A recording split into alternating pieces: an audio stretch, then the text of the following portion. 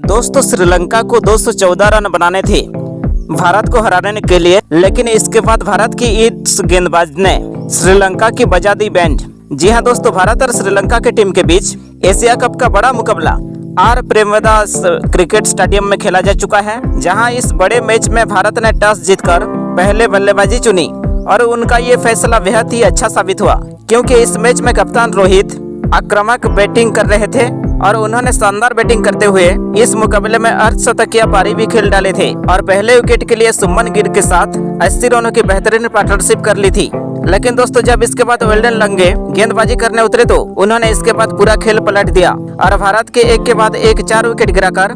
भारत की बुरी हालत कर रही थी, क्योंकि दोस्तों इसके बाद उन्होंने जहां सुमन गिल को आउट करा, विराट कोहली को आउट करा और रोहित शर्मा को भी आउट कर दिया और भारत के 91 रन के स्कोर पर 3 बड़े विकेट गिर चुके थे, जहां रोहित शर्मा 53 रन बनाकर आउट हो गए, सुमन गिल ने 19 रन बनाए तो कोहली सिर्फ 3 रन बनाकर आउट हो गए थे। जहां एक तरफ ईशान किशन और केएल राहुल ने इसके बाद अच्छी बल्लेबाजी करी और चौथे विकेट के लिए 63 रन की पार्टनरशिप कर ली थी, लेकिन इस पार्टनरशिप को भी बेलंगे ने भी तोड़ते हुए केएल राहुल को आउट कर दिया और केएल राहुल 39 रन बनाकर आउट हो गए थे और इसके बाद अगले ही ओवर में चरित से अंका ने ईशान किशन को आउट कर दिया और ईशान किशन 33 रन बनाकर आउट हो गए और इसके बाद दोस्तों भारत की एक के बाद एक विकेट गिरने की वजह से भारत की टीम केवल 213 रन बनाकर ऑल आउट हो गई थी। जहां इस मैच में हार्दिक 5, रविंद्र जडेजा 4 और आखिरी में अक्षर पटेल ने 36 गेंदों में 26 रनों की शानदार पारी खेली और इसी वजह से भारतीय टीम ने 213 रन बनाकर ऑल आउट हो गए थे। जहां इस मैच में श्रीलंका के स्पिनर गेंदबाजों को सभी के सभी विकेट हाथ लगी और इस मैच में दुनिता बिलंगा को 5 विकेट हाथ लगी तो चरित श्रीलंका ने 4 विकेट मार ली थी और टिक्साना को भी 1 विकेट हाथ लगी थी। और दोस्तों अब भारत को ये मुकाबला जीतने के लिए 214 रन डिफेंड करने थे और जब श्रीलंका की टीम टारगेट का पीछा करने उतरे तो उनकी शुरुआत इस मैच में बेहद ही खराब रही, क्योंकि जसप्रीत बुमराह ने 7 रन के स्कोर पर ही निशंका को आउट करके उनको पहला बड़ा झटका दे दिया और वो 6 रन बनाकर आउट हो गए और इसके बाद 25 रन के स्कोर पर श्रीलंका को एक के बाद एक 2 बड़े झटके लगे। जहां पहले जसप्रीत बुमराह ने कुशल मेंडिस को आउट करा और वो कुशल मेंडिस 15 रन बनाकर आउट हो गए तो अगले ही ओवर में मोहम्मद सिराज ने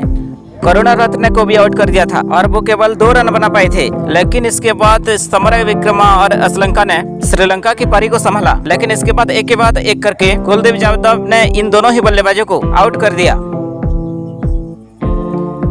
जहां समा विक्रमा 17 रन बनाकर आउट हो गए तो श्रीलंका ने भी 22 रन बनाए थे और श्रीलंका के 73 रन के स्कोर पर 5 विकेट गिर चुके थे और इसके बाद रविंद्र जडेजा ने कप्तान धसू सनिका को भी आउट कर दिया था और वो केवल 9 रन बनाकर आउट हो गए थे, यानी 99 रन के स्कोर पर श्रीलंका के 6 विकेट गिर चुके थे। लेकिन दोस्तों इसके बाद डी सिल्वा और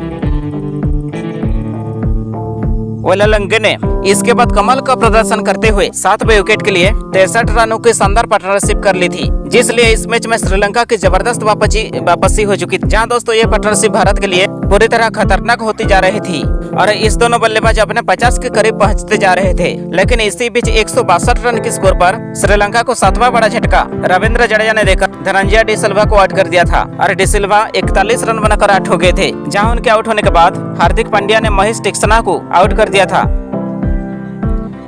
और वो केवल 2 रन बना पाए थे और इसके बाद कुलदीप यादव ने 172 रन के स्कोर पर श्रीलंका को एक के बाद एक 2 बड़े झटके दे दिया। रंजिता और महेश टिक्सना को भी आउट कर दिया और इस वजह से ये मुकाबला भारत की टीम 41 रनों से जीतकर सीधा फाइनल में पहुंच चुकी है। जहां श्रीलंका की तरफ से बेलंगा 42 रन बनाकर नॉट आउट रहे और उन्होंने 5 विकेट भी अपने नाम किए थे तो भारत की तरफ से कुलदीप यादव को 4 विकेट हाथ लगी थी तो जसप्रीत बुमराह रविंद्र जडेजा ने 2-2 विकेट चटकाए तो मोहम्मद सिराज और हार्दिक पांड्या को भी 1-1 विकेट हाथ लगी थी। और दोस्तों ये मुकाबला भारत की टीम ने 41 रनों से जीत लिया है। जाते जाते चैनल को सब्सक्राइब कीजिए, हमें फॉलो कीजिए। Thank you.